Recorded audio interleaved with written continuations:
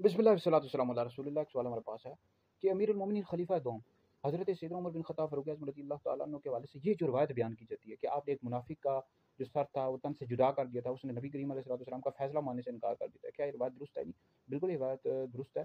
یہ تفسیر جلالین انوار الحرمین اعلیٰ تفسیر جلالین میں یہ واقعہ موجود ہے۔ امام شافعی رحمۃ اللہ علیہ سے روایت ہے کہ ایک جو منافق تھا اور ایک یہودی ان کے درمیان جھگڑا ہو گیا، تو اس نے جو یہودی تھا اس نے کہا کہ ہم فیصلے کے لیے نبی کریم علیہ السلام کے پاس چلتے ہیں، اور منافق تھا اس نے کہا کعب بن اشرف کے پاس چلتے ہیں۔ پھر وہ حضور طویل واقعہ حضور علیہ السلام کی خدمت میں گئے تو حضور علیہ السلام نے جو فیصلہ تھا یہودی کے حق میں کر دیا، یہودی حق پر تھا اور منافق کے حق میں فیصلہ نہیں آیا، تو اس نے کہا حضرت عمر کے پاس چلتے ہیں۔ حضرت عمر کے پاس گئے تو آپ نے تلوار نکالی، اس نے کہا کہ حضور علیہ السلام نے یہودی کے حق میں فیصلہ کر دیا، تو حضرت عمر نے تلوار نکالی اور اس کا سر تن سے جدا کر دیا، تو فرمایا کہ جو اللہ رسول کا حکم نہیں مانتے، تو نبی کریم علیہ السلام کا حکم نہیں مانتے، تو ان کے لیے حضرت عمر کا فیصلہ یہ ہے۔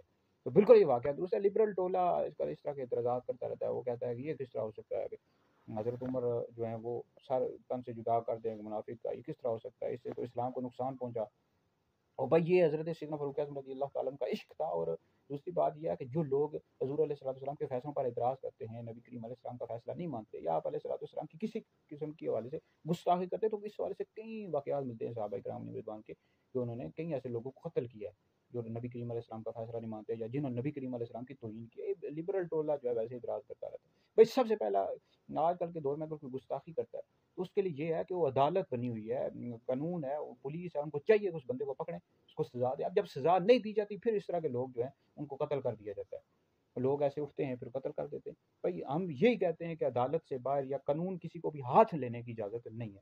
قانون کا کام ہے، پولیس کا کام ہے کہ ایسے بندے کو پکڑے، قرآن کی توہین کرتا ہے یا انبیاء علیہ السلام کی یا نبی کریم علیہ السلام کی، صحابہ اور اہل بیت کی۔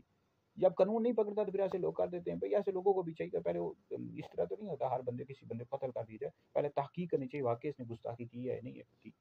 تو بہرحال قانون کو چاہیے، پولیس والوں کو چاہیے بھئی ایسے لوگوں کو پکڑیں، ٹھیک ہے؟ تو پھر اس طرح عدالت سے باہر کوئی کسی کو قتل نہیں کرے گا۔ بہرحال یہ واقعہ درست ہے، اس کو بیان کر سکتے ہیں۔